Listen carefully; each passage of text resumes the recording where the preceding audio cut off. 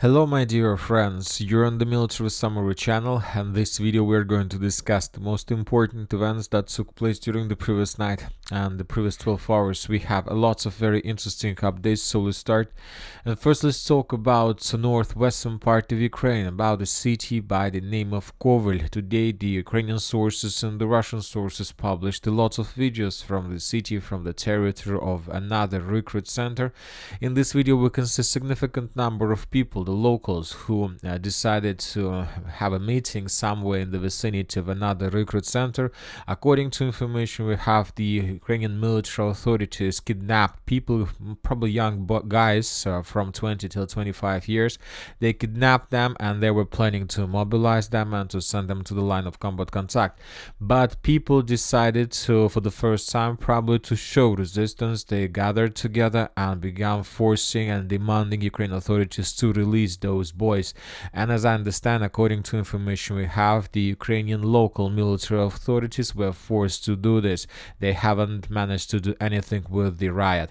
So this is the first case probably is when the Ukrainians managed to win not just the battle one-on-one, like between between a civilian and the recruiters. This is like a massive riot in the western part of Ukraine.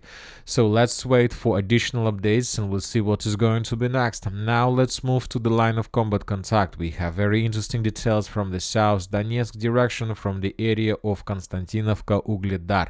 The Ukrainian sources published the video of how they were FPV droning the Russians along the tree lines in the vicinity of TO524 road. In this video we can see a Russian tank that was moving along the tree lines, that was under very heavy fire of 72nd Mechanized Brigade. This is very important video because this video shows that the Russians from now on are able to use tanks and let's say different vehicles exactly along TO524.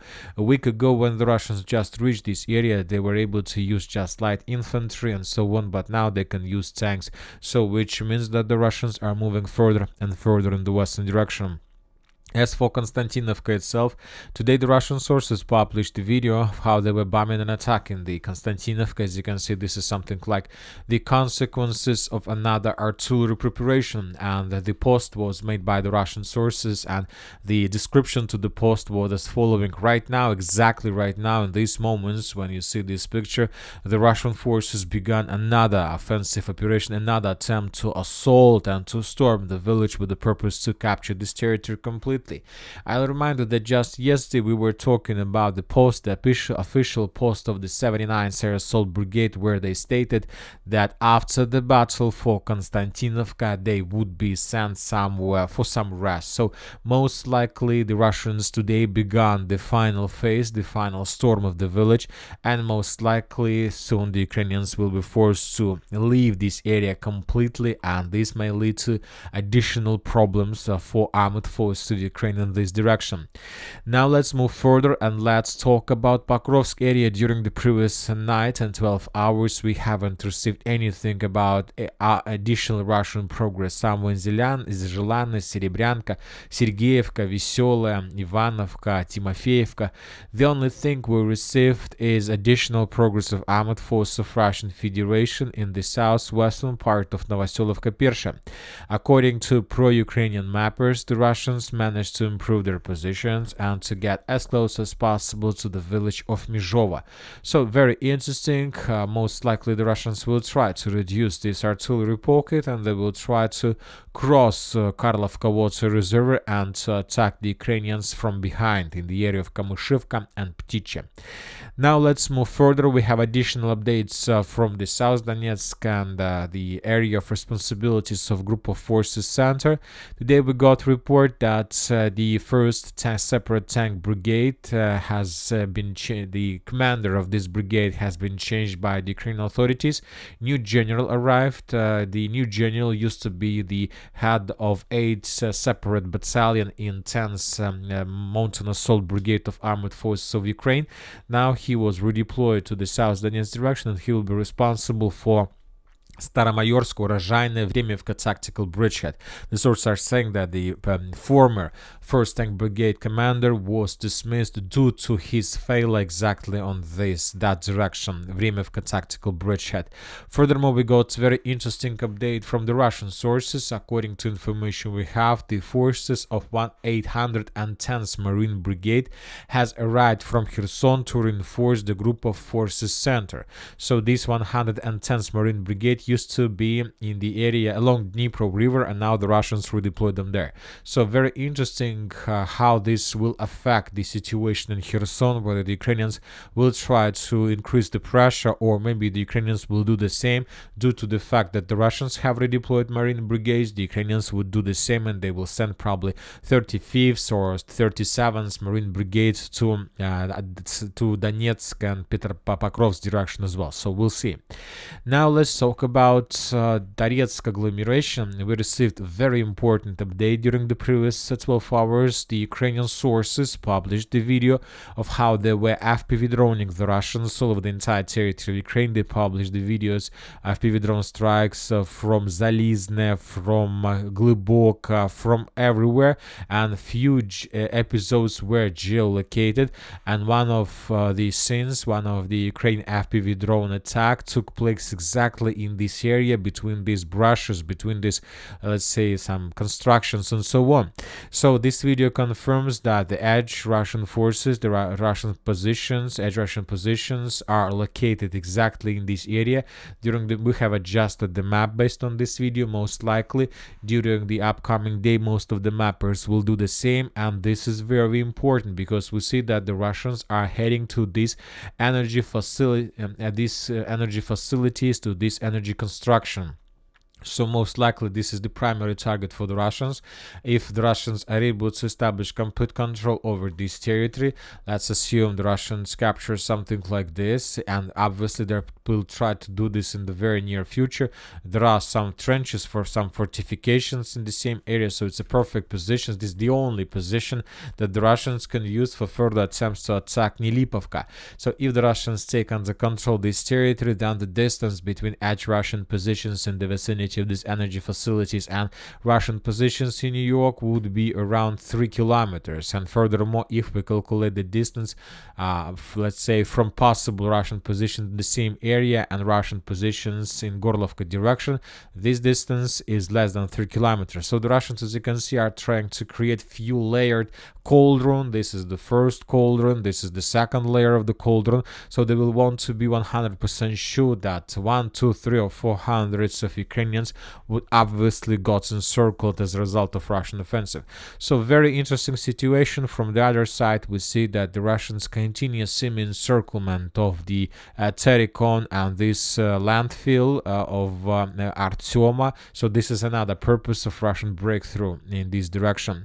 Now let's move further. Let's talk about CHAVAR. Just today, the pro-Ukrainian mappers confirmed additional Russian progress, that they managed to cross Seversky Donetsk-Donbass River and to dig in deeper. This information was confirmed after probably a week when the first reports we start receiving from this direction by the deep state map.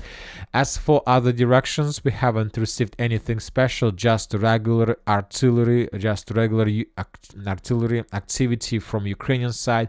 The same story, just regular activity from the Russian side. No changes on the ground, as well as no changes on the ground in the northern direction. Now let's talk about another very important topic. Let's talk about the Middle East. During the previous 24 hours, we received significant number of reports. I remind you that previous days, the embassy of the United States of America and the United Kingdom they called on their people to refrain from traveling to the country amid the escalation of the military political situation. And today the same story, the same situation, the same announcement was made by the Russian embassy. So the leaders of the world have already announced to evacuate their people. Most likely during upcoming days the same will be made by other countries like Germany, France and China and so on.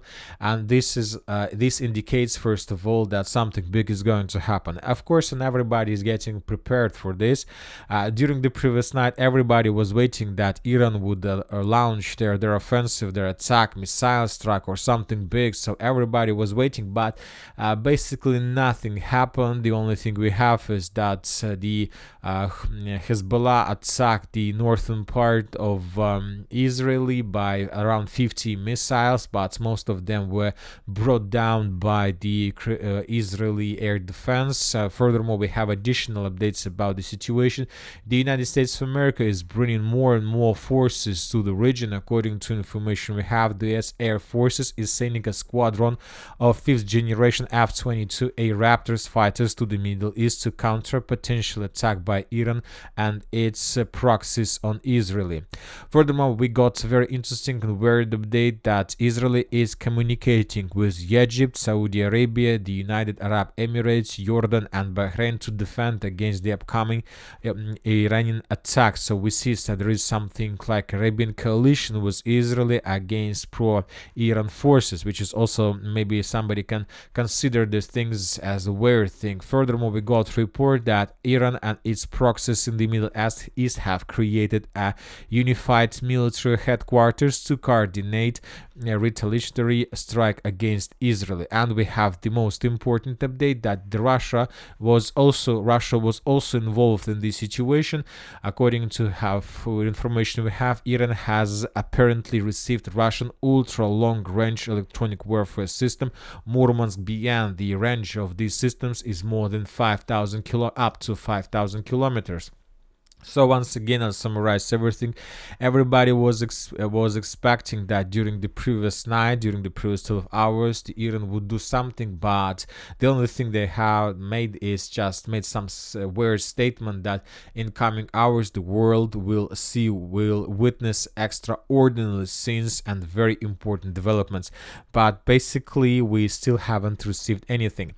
And just to finish with the Middle East, I would like to remind you one very important statement, one very important, maybe everybody have already forgotten about this, but I'll remind you. And the statement is coming from the United States of America, more precisely from the Secretary of State Anthony Blinken on the 20th of July, so exactly 2 weeks ago.